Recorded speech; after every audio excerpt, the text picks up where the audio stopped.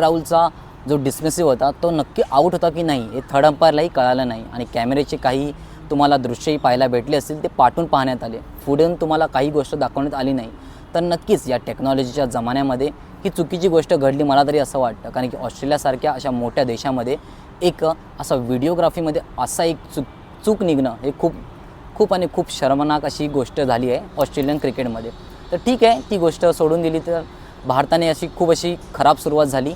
सुरुवातीला Mitchell Starc आणि जॉस हेझलवूड याने खूप असे मोठे असे धक्के दिले. विराट कोहली, यशस्वी जयस्वाल आणि त्यानंतर तुम्हाला इथे देवदत्त पडिक्कल लगेच आऊट झाला.